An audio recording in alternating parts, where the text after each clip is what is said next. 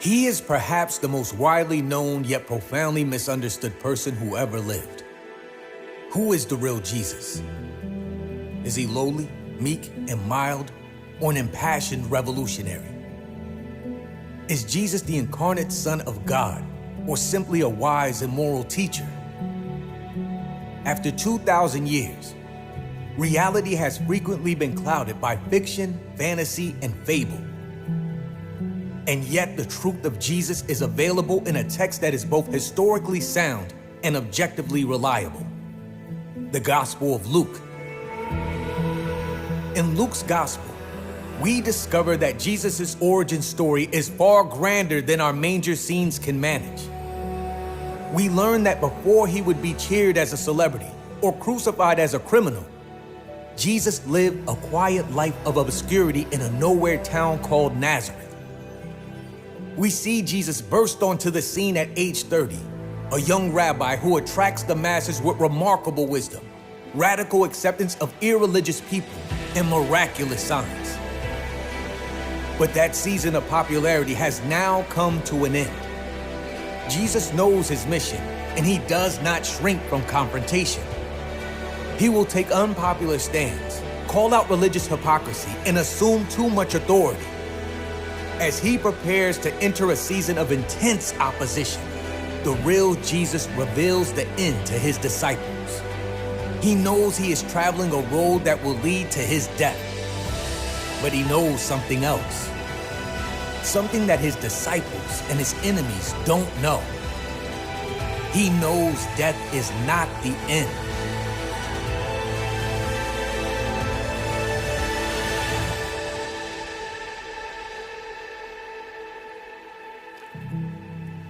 The journey we've been taking the last 4 months at Preston Trail through the Gospel of Luke has been so rich. So many people have commented to Jim, to me, whoever else has been in our spot teaching on the weekends, that they love going through the life of Jesus in this gospel, story by story, encounter by encounter, miracle by miracle, teaching by teaching. And we are 4 months into what is a 10-month teaching experience, and we finish it up in October. But now, of course, that puts us all in a little bit of a dilemma today because today is Easter. And this is the story of Jesus' resurrection. And that's not found in the middle of Luke's gospel where we are. That's found at the end of Luke's gospel. So my big question is, do I skip to the end and preach from those resurrection narratives, or do I stay right in the middle and let the tension build? Well, we've chosen option 2. And I have to tell you, that's a first for me. This is the first time in my life that I'm speaking on Easter, but I'm not using one of the stories at the end of Matthew, Mark, Luke, or John that tells about Jesus' resurrection. So it's a first. However, let me say that not all firsts are bad. Firsts can be very good, or at least good. Remember the first car you ever drove? I didn't say really good or great necessarily, just it worked for you, it was functional, it gave you some freedom out of the house. Ratchet it up a little bit more. Do you remember your first trip to Disney World or Disneyland if you've been? Oh yeah, generally wonderful. How about the first time you ever tasted Bluebell Cookie Two-Step, the highest of all possible culinary delights in all the world? Well, today we're going to do it first. We're not diving into the life of Jesus at the point of his resurrection. We're going to be looking at what was on his mind 12 months before the cross and the resurrection. What was Jesus thinking about as people stopped their applauding and their cheering and started jeering at him? What did he know a full year before his final week in Jerusalem, and what did he tell his disciples about it? Well, we're going to talk today about what Jesus knew. And the first of those is Jesus knew who he was. You know, knowing who you are is really one of the great gifts you can give to people in life. If you don't know who you are, more likely than not, you're making yourself miserable and everybody around you miserable. And if you do know who you are, then most likely you are at peace and living a life of purpose. Jesus knew who he was. And here's how Luke records it. One day, Jesus left the crowds to pray alone. Only his disciples were with him, and he asked them, "Who do people say I am?" Well, they replied, some say John the Baptist, some say Elijah, others say you're one of the other ancient prophets risen from the dead. Now, when Jesus asked him that question, that reminds me of a game that my mom taught us in the car years ago when I was a little boy, and we were driving to Estes Park, Colorado every summer. Now, the trip from Dallas is, generally a day and a half trip. However, this was long before all you parents had that wonderful opportunity to have a TV in your car for the sake of your kids. I'm not sure the difference between envy or jealousy, but I feel one of those for all of you parents who have that right now. But I was kind of ornery, a younger brother with an older sister. I had come to realize that God's calling on my life was to irritate her every chance I had. So I was in the back seat with her. My parents were in the front seat. We didn't even have good AM connection on our radio out there in West Texas as we're driving, so my mom had the games ready. One of my favorites was called Who Am I? When you play Who Am I, you're it. You start and you choose somebody that everybody in the car, or everybody at the table, everybody in the room knows. And then you let other people ask you yes/no questions. Are you famous? Yes, no. Are you a baseball player? Yes, no. Do you sing? Yes, no. And eventually they narrow it down and somebody guesses it and they win. Then they become the person that asks, who am I? Well, it's a great way to pass time. It's a good way to use your mind. And in fact, 4 years ago, we were at Disney with our grandkids, and that's exactly what we did one night when we were at dinner. Now, the reason I called on that game was because I was desperate. We had a long day in the heat. It had been a wonderful day, but we were all tired, and we thought, we're gonna go hit one of those on-site restaurants. It's really got high ratings, but we'll get there early. And we did. And so did the other 30,000 people that day at Disney World. And the truth was, those boys are about to destroy each other, which is one of their goals in life. And so I just made the decision, we're gonna play Who Am I? And you know what? They loved it. Now, I say all that to say this. Jesus is playing Who Am I with disciples. Now, they've been together for 24 months. And now he decides he's gonna ask them, who do the crowds think I am? That's the softball pitch. And they answer, well, you know, some decent answers. The problem is their answers were all dead people, not encouraging for Jesus. So he says, okay, I'm gonna ask it a little bit differently. I'm gonna say, who do you think I am? And one of them got it right. Then he asked them, but who do you say I am? Peter replied, you're the Messiah sent from God. Messiah. In English, Christ. These are fighting words when you say Messiah or Christ in the first century if you were a Jew. Because what it means is, I want someone to come deliver us from Roman power. They have overtaken Palestine. Their soldiers are everywhere. They're abusing us. They're running roughshod over us. We want to worship God, but they are in our way. They are occupying forces. We want a deliverer. We want a liberator, a warrior. Well, Jesus knew he was a Messiah. He just wasn't the kind they thought he would be. So he has to explain to them his identity. But instead of saying, let me give you a lesson in what a Messiah really is, he says, let me tell you what I'm getting ready to experience in 1 year. Here's the second thing Jesus knew. Jesus knew what was about to happen to him. He saw the future very clearly. Here's how it reads in Luke 9, 21 and 22. Jesus warned his disciples not to tell anyone who he was. The Son of Man must suffer many terrible things, he said. He'll be rejected by the elders, the leading priests, the teachers of religious law. He'll be killed, but on the third day, he'll be raised from the dead. Now notice several things here. The first thing is Jesus tells his disciples, shh. So surprising. I mean, Peter got the answer right, Messiah, but Jesus said, don't tell anybody. And the reason he said don't tell anybody is because those words could really incite a riot against Rome. And Jesus did not come to start a political revolution. He came to start a spiritual transformation. And so he said the Son of Man, that's the word he chooses for himself, the title he prefers over Messiah, because Messiah can be so misunderstood. He refers to himself as Son of Man, which is a little bit more mysterious, a little more maybe innocuous. And it comes out of Daniel chapter 7, a prophecy in which Daniel saw a heavenly figure, the Son of Man, seated or standing beside God who was seated. And he says, the Son of Man must suffer. Always watch out when Jesus says must. When Jesus, the Son of God, says must, it means something that he absolutely is going to do, and there is pressure to do it. But now we reach a paradox, because Jesus must suffer and die, but the paradox is that he did not let anyone else do this to him. He chose it. I know people were involved, but it was Jesus' decision. He had to suffer and die, but no one made him do it. It was intrinsically motivated, not extrinsically. Here's how Jesus described his heart and his mind as he was going to the cross in John's gospel. I'm the good shepherd. The good shepherd sacrifices his life for the sheep. Here it comes. No one can take my life from me. I sacrifice it voluntarily. He went on, the Son of Man must suffer terrible things, many terrible things. Of course, he's thinking about that last week in Jerusalem with the beatings, the unfair trials, all the hatred that was shoved towards him. He said, I will be rejected by the Jewish leaders. I will be killed by the Roman soldiers. And yet that's not the end. By the grace of God and the power of God, I'll be raised up to new life. So Jesus knew what was about to happen to him. Now, if that's his future, he wants to make sure that the disciples understand that when he's gone from this earth, their world is going to be different. And so now, Jesus wants to go into a little bit more detail about what that is.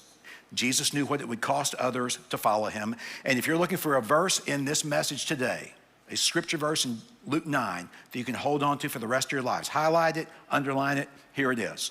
Then Jesus said to the crowd, if any of you wants to be my follower, you must give up your own way, take up your cross daily, and follow me.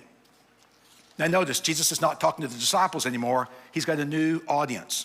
It's a crowd, hundreds of people. Now many of these people were just along for the ride. They were there for the miracles. Wouldn't you be? I mean, if somebody gave you free lunch, wouldn't you be there? If somebody kept healing your kid and your spouse and your parent, wouldn't you be there? Of course. And they loved his teachings because he always made God make sense to them.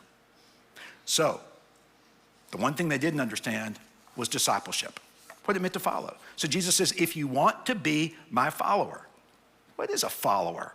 Well, you follow someone when you learn from them how to do what's important to you. If there's something important to you and you go to someone else to learn it, you are now the disciple and that person is the teacher. You are now the apprentice and that person is the pro who's going to teach you, your mentor. Let's talk golf for a minute. Scotty Scheffler won the Masters last weekend, #1 golfer in the world. But he did not teach himself how to drive or putt or chip. He learned all of that from Randy Smith, who's a golf pro at Royal Oaks in Dallas. Scotty follows Randy. My daughter Carrie is a teacher. She's taught private school, she's taught public school, she's taught homeschool. This is Carrie on Science Day, and they are dissecting a cow's eye. Super happy not to be in that moment. Carrie loves kids. She loves teaching kids. She loves seeing their light bulbs come on. But she didn't teach herself how to teach kids or how to make their light bulb intellectually come on. She learned that in 5th grade from Rick McKay. Every day she would come home from school and say, Daddy, this was such a great day. Listen to what I learned. Hey, when I was in 5th grade, every day I came home and I said, this is the worst day in the history of the world. I had to go to school again. Carrie loved it. And at the end of the year, she announced to Denise and me, I'm gonna be a teacher. And she is. But Carrie follows Rick McKay. Some of you are thinking, great, what about Jesus? We're supposed to be following Jesus, and he's not gonna teach me to play golf, and he's not going to teach me to teach middle schoolers or elementary schoolers. So how do I follow Jesus, and what do I learn from him? Well, what you learn from Jesus is how to live in the kingdom of God, how to live in the presence of God, how to live out the purpose that God gave you for your life. But it's not what you expect. And we saw that in the verse. So if you really want to be Jesus' follower, here's what it involves. Here are the requirements. The first, using Jesus' language, give up your own way. Now, to give up your own way doesn't mean you have no will. It doesn't mean you can't ever take the initiative. It doesn't mean you're passive. What it means is that you're saying no to your plan for your life so you can say to God on a regular basis, not my will, but yours be done. It means rejecting the worldview that says, I'm #1, and in my orbit, everybody orbits around me, and instead saying, Jesus, you're #1, and everything I do orbits around you. To give up your own way means you say, Lord, I surrender all of my plans to you, which makes me ask a question to you today. What plans are you making or executing at this very moment that have not taken God into account at all? Because to the degree that you are not taking God into account, to that degree, you're having it your way. But to the degree that you say, Lord, whatever you want, not my will, but yours. These are my best thoughts, but Lord, I submit them to you, and you have every privilege and blessing. Please change them if I'm going the wrong direction. At that moment, you're saying, God, I prefer your will. So give up your own way. Second, take up your cross daily. Now that would have been shocking language in Jesus' day because Roman crucifixion was reserved for the worst kinds of criminals, and it was the worst kind of capital punishment. Nobody back then would have dreamed that in the future Christians would have crosses around our necks because it was just so hideous to them at that time. Now, when Jesus said, take up your cross, he didn't say, take up my cross. He didn't say, go get on my wooden cross, the horizontal and the vertical beams. He wasn't saying that because Jesus got on that cross on a Friday outside Jerusalem at about the age of 33. And he died for the sins of the world once and for all. Now, what Jesus says is take up your cross.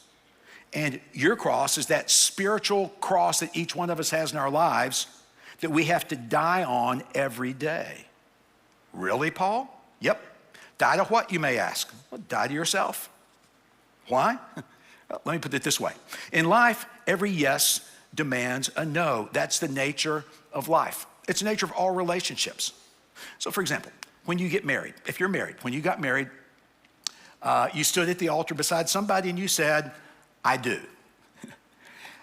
I do actually means also the flip side of that, I don't to every other person that I will ever meet that is cute or handsome or attractive or catches my attention, et cetera, et cetera. A yes here means a no to all of those because a marital relationship is exclusive. Well, it's the same with Jesus. When you say yes to Jesus, you're saying no to everything else, and above all, you're saying no to yourself. That's the heart of what it means to be a Jesus follower. There's only room for one God in your life, and it's going to be you or it's going to be Jesus. Now, Jesus said do this daily. Why daily? Because you can't follow Jesus like you set a thermostat.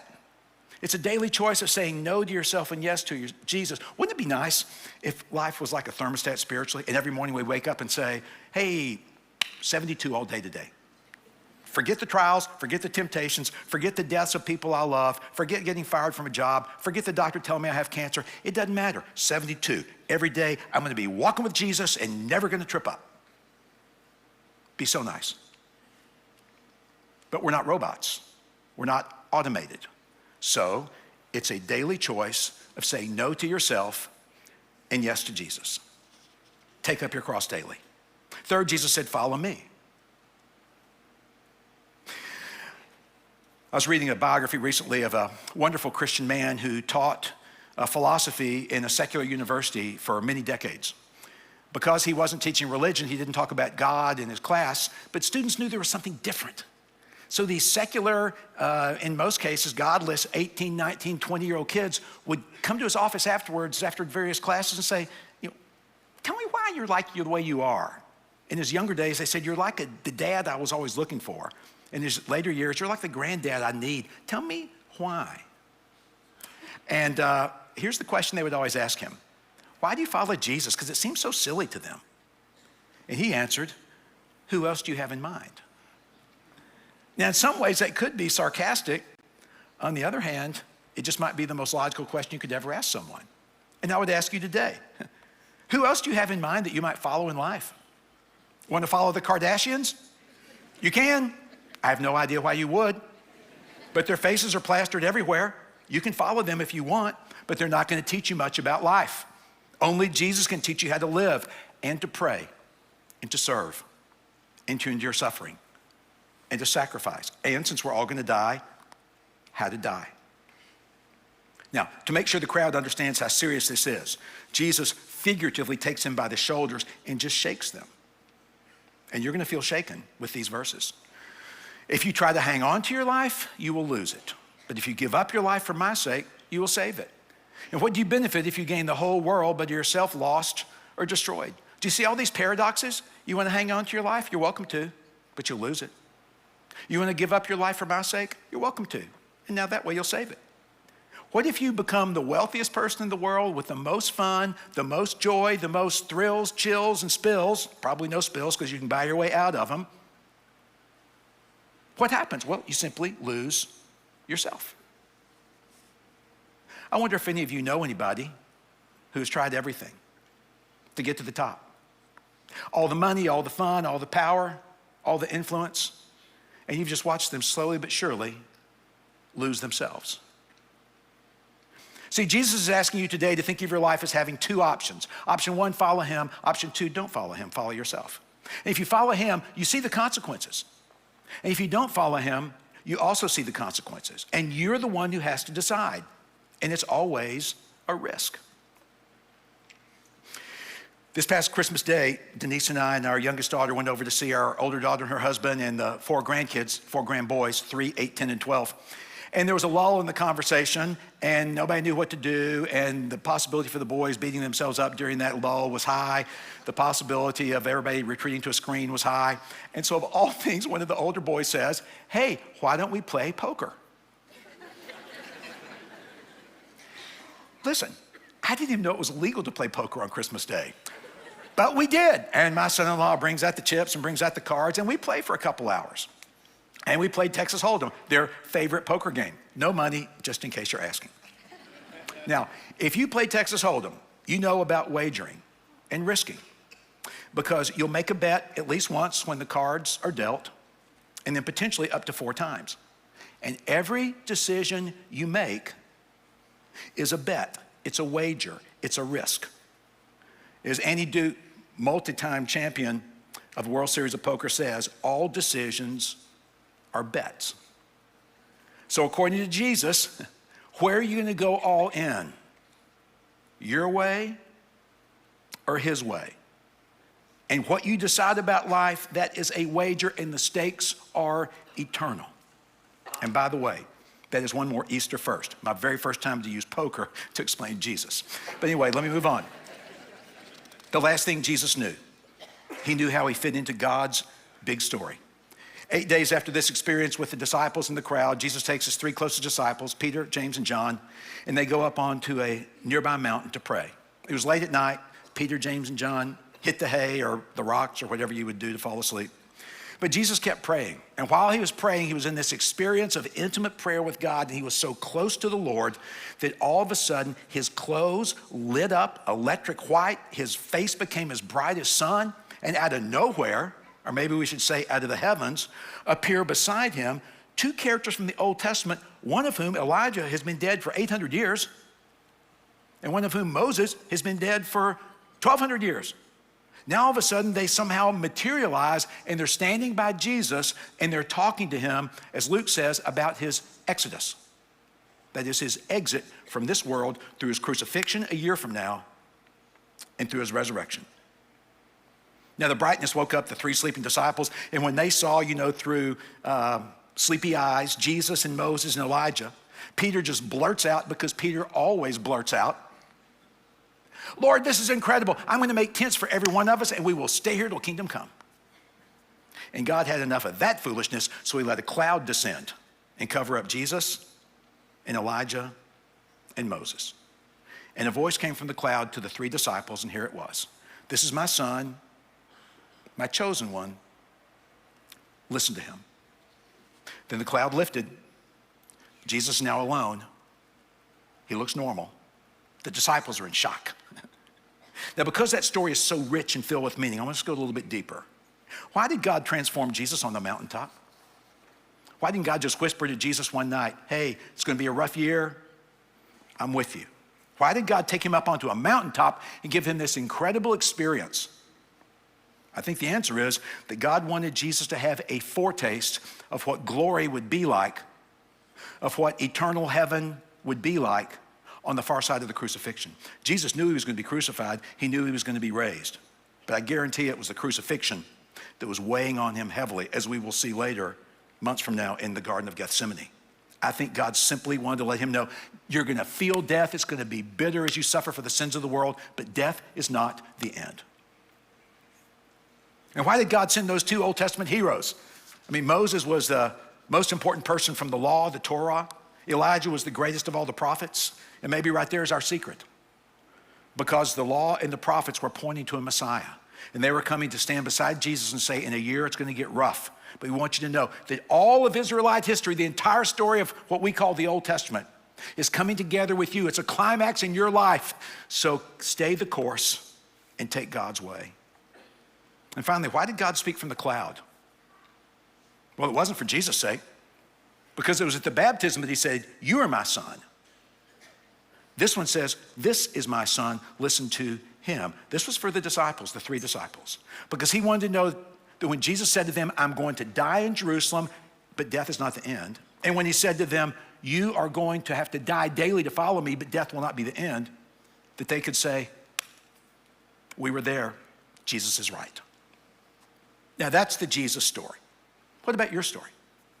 Well, your story depends completely upon how you answer two very important questions that you see in this text. The first one is, who do you think Jesus is? Now you can always go ask somebody else that you trust more about knowing Christ. Maybe your parents, if they were believers, or a godly grandparent, close friend whose spiritual relationship with God you really trust. And then Jesus will look at you because he is raised, and so he is right beside you today. He'll look at you and say, so who do you think I am? And you say, well, my granddaddy says this, and my good friend from college says this. My coworker says this. And Jesus will say, well, that's nice information, but I'm actually talking to you one-on-one, and I want to know, who do you think I am? And the answer to that all-important question in life simply has two incredible consequences. Either life with God forever if we get the answer right, or life without God forever if we get the answer wrong. And some of you are thinking, thank God I know the right answer to that. Man, I grew up in Catholic school. I grew up in Baptist Sunday school. I got it. Jesus is God's son. Check. Next question. Not so soon. Not so quick. Because if you can academically answer the first question, but it doesn't impact how you answer the second question, you're 0 for 2. Here's the second question. Will you follow Jesus? This is a much more challenging question. And remember, following Jesus means choosing his way over your way, dying to your selfish plans every day and saying yes to Jesus in every area of your life. Politics, money, sex, marriage, children, parents, school, work, recreation, you name it. It's no to you and yes to Jesus in every one of those areas. Now I know that might sound scary. You might be worried about letting go of your own way. You might be afraid of what you'll have to give up if you really are going to follow Jesus. You may think that dying to self every day sounds not just too demanding, but too morbid. But that's because we're reading it wrong. I got to tell you, it's just the opposite. Dying to self is not the end of your story. It's the only way you will ever find the life that Jesus came to give. And make no mistake, the risen Christ stands right before you today in the space where you're sitting at this very moment. He stands right before you to give you an abundant life. But you can never have it unless you die to your way and say yes to his way. And Easter means that when you do that, death to self is not the end of your life. Jesus will now breathe new life into your entire story. And if you're thinking, Paul, I just wish I knew what that looked like in someone's life. What's it look like when someone says, I'm tired of my way, Jesus, it's your way? Thank goodness some people at Preston Trail have experienced that so many times. And we have 3 today who want to share a portion of their story. The real Jesus, real disciples, his way. Check this out.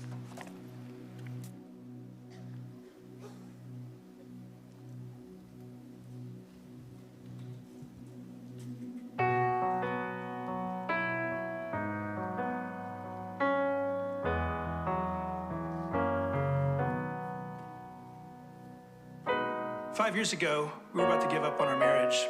We were so broken with guilt and shame, and we were so lost trying to fix our problems on our own. When we found something called Re-Engage, we decided to give it a try. That was really the turning point for our marriage.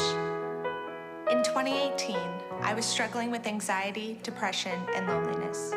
I was trying to fix all of my pain in unhealthy ways, and I was so ashamed. I hadn't been to church in years, but when someone invited me and I walked through these doors, it changed the direction of my whole life.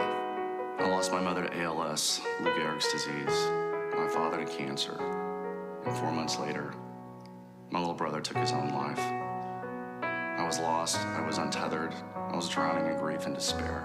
I was in a dark place. 3 years ago this weekend, Easter weekend, I hit rock bottom. I pulled my Jeep over and cried out fervently to God.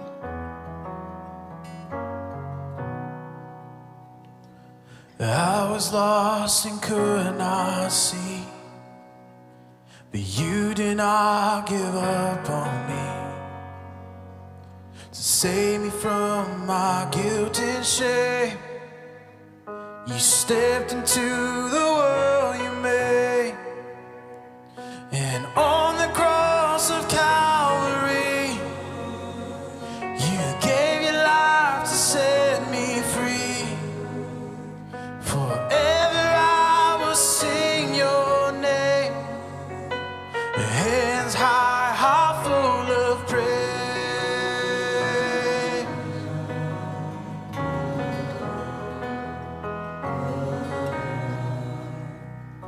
The King of glory once enthroned was laid to rest behind the stone.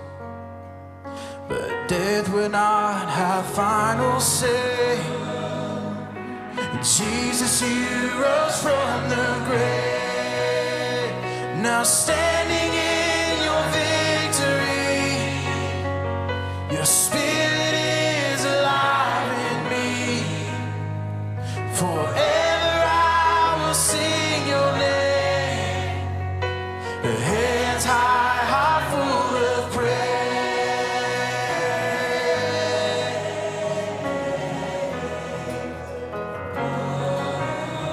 And heart full of praise.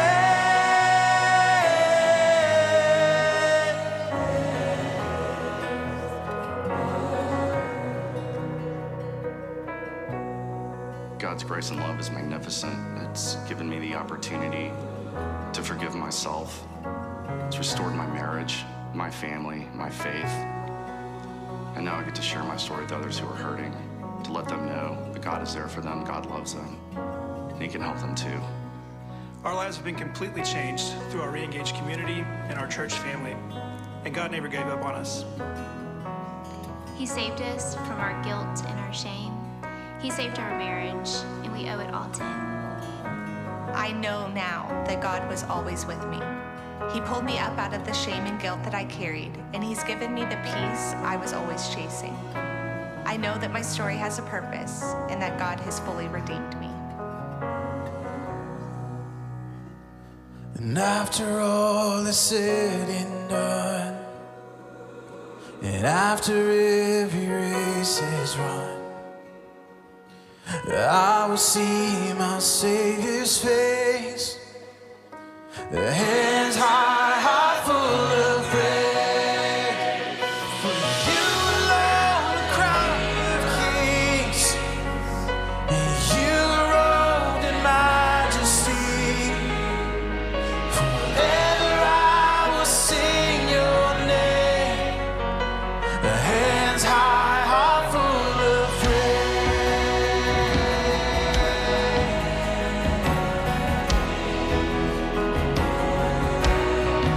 hearts full of praise.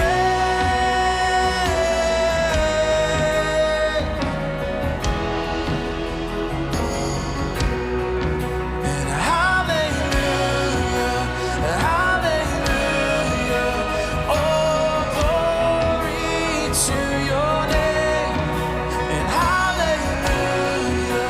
hallelujah, hands high, heart full of praise.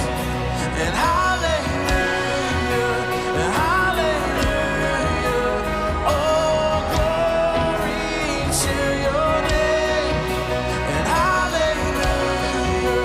hallelujah, hands high, heart full of praise.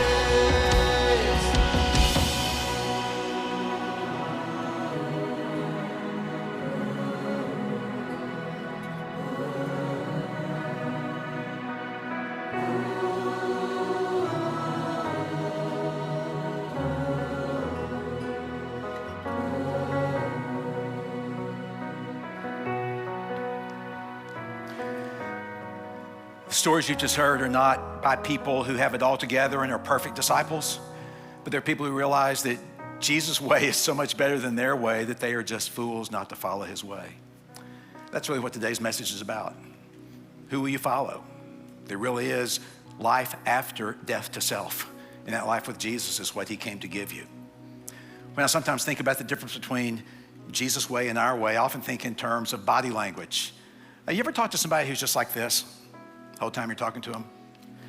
I know that sometimes our arms are just worn out. We don't know what to do with them, pockets, so we just put them here for relaxation. I get that. But sometimes we do this to people, and what we mean is, you finished yet? I'm done. Get out of my life, get out of my face, I'm heading out. You know, we can do this to God. Hey, Lord, no more talk about that death to self. I don't like it. I like my life the way I've arranged it. But if you ever come to the decision that your way is not the best way, it's really not that hard just to do this. And to say, Jesus, it's your way, far better than mine. You know this, Paul. You know this, don't you? This stance is embrace. This is what husbands and wives do when they see each other. This is what grandparents and grandkids do. This is what you do when you haven't seen a friend in years. You just are in this position. This is what Jesus did on the cross. Not my way, but your way, O Lord. And there's another one. So we're mad at God. We don't like the way things have turned out in our life. We don't appreciate the way he has led things. And we've made some bad mistakes, and a lot of the mess we have in our lives is our fault, but we don't like to blame us, so we blame the big guy upstairs that's invisible. And then we make that hand into a fist. And our heart is full of anger, and we raise it and we say, Lord, I am so angry at you. Why did you let that happen that way? But it's not that hard to change it to this, where we say, Lord, I own my mess. I confess to you all that I've done that has not been right. I can't get out of this. Please save me. And at that moment, you're in a surrender posture.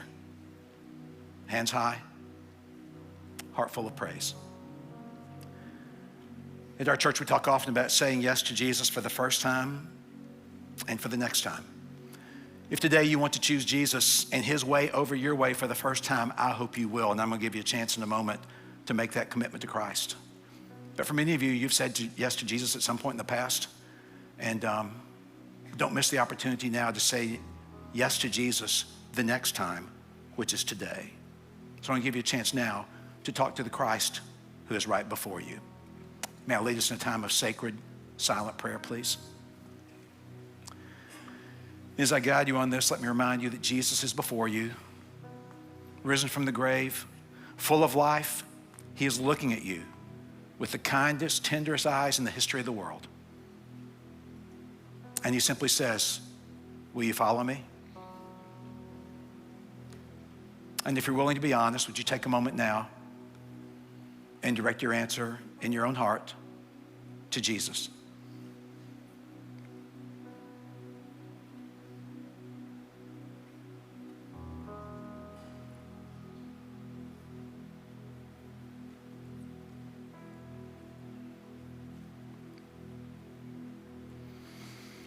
Continue in this spirit of prayer. If you said no to Jesus, you're not interested in following him right now. That may be what you think is your final word, but Jesus may know better, and he will always be there if you'd like to renegotiate. And for all of you who said yes to him, whether it was for the first time or the next time, I want to give you an opportunity to simply kind of nail that down, that on Easter 2022, you said, Jesus, I'm ready to start dying for you every day. If that's the case and you'd like to let the Lord know that, no one's looking, I'm not looking, just slip your hand up, and this is between you and God, an opportunity to say, this is an important milestone for me. And now, Lord God, you know every heart, and the heart that we love the most is the one who came most in your image, even Jesus, who went to the cross simply saying, not my will, but yours be done. And with hands high and heart full of praise, he surrendered himself to you. And what did he get? The greatest life possible for him. And you will give us the same because of Jesus, in whose name we pray. Amen.